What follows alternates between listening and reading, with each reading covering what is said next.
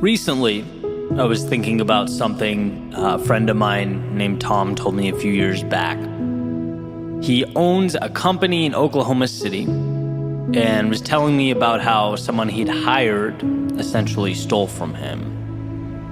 And the first question that came to my mind as he was telling the story was, okay, what are you going to do about it?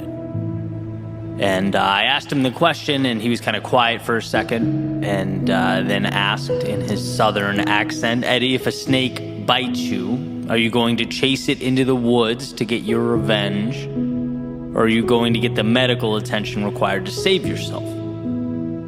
Basically, are you going to focus on the past? Or on what to do from here forward, right? Basically, he cut ties with the person, but had moved on.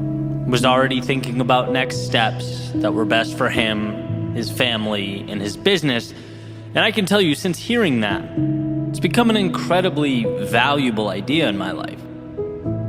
Especially as you realize that there will never be a shortage of problems. You do what you can to avoid them. You try to steer clear when possible, but adversity will always be a factor. It's about knowing that and stepping into it regardless. It's something that's always intertwined in our development. And I find value in asking myself, is this action I'm about to take conducive to my growth and my happiness? Or am I just chasing snakes? Does this just feel good in the short term because I'm angry or I've been wronged or something along those lines? Especially since most harm inflicted on others derive from incompetence, not malice, and I truly believe that. I think very frequently we attribute sinister motives to others when 99% of the time it's, sheer stupidity. It's imperfect humans trying to navigate an often complex world. We make mistakes. Now, I'm not suggesting you don't stand up for yourself when you've been wronged or slighted. Of course you should. But the magic is in not personalizing the situation. Right? Possessing the emotional IQ to understand, hey, look, it's not about me, but whether I can salvage this situation from here. And that depends solely on how I choose to look at it.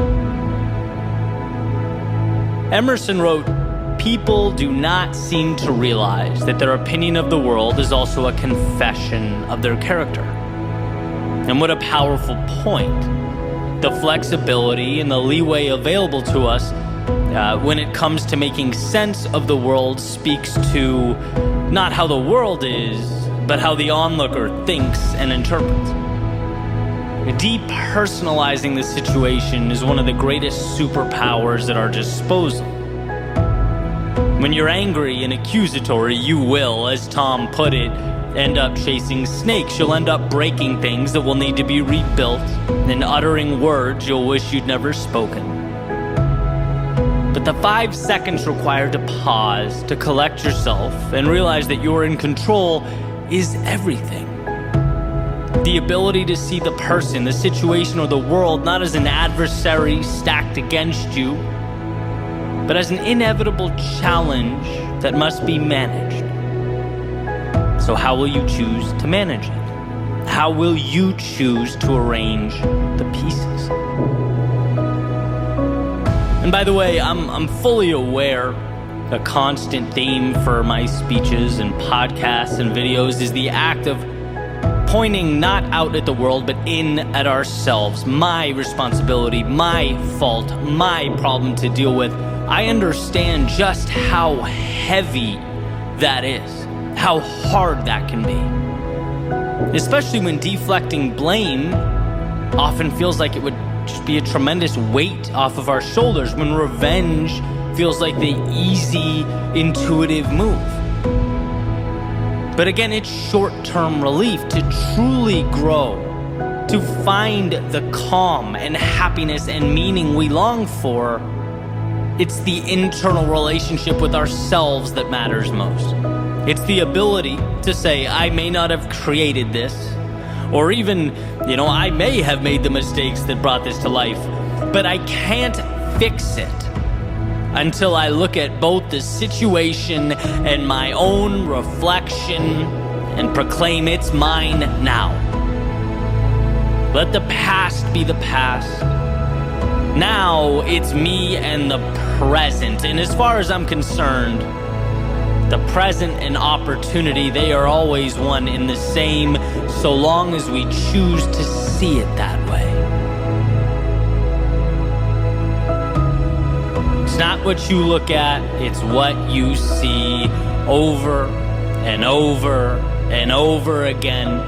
Is it happening to you or for you? Is it a problem or an opportunity, a setback or a chance to reset? I want to bring to light a story, one that I've told before, but it's so perfectly representative of the conversation. Jim Rohn talking about two brothers in an abusive household, alcoholic father, terrible childhoods. They grow up and both of the sons have families of their own. One is the exact same as his father. He's abusive and he's angry. And the other one is a great father. He's kind, he's loving, he's supportive. And when asked why, the abusive brother replies, "Look at my childhood, right? How could you blame me for this?" The other brother, when asked, responds, "Look at my childhood, right? How could I let myself treat my family the same way?" And in a way, one spent his life chasing snakes, bitter, resentful. The other one asked, "Well, that was terrible, but what can I do to right the wrong?" One personalized it, the other used it as a lever or stepping stone. And this is, of course, a simplification, but I believe every struggle we face in our lives at its core contains some element of this choice. From the little things to the big things, where do I go from here? It's mine now, and I can choose whether to make it better or worse. Chase the snake into the woods or march forward to find the value and right the ship.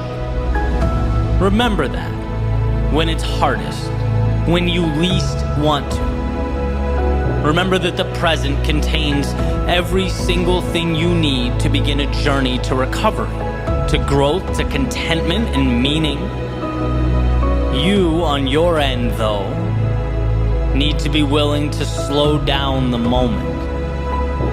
Need to be willing to collect yourself and give yourself permission to take that necessary and appropriate step.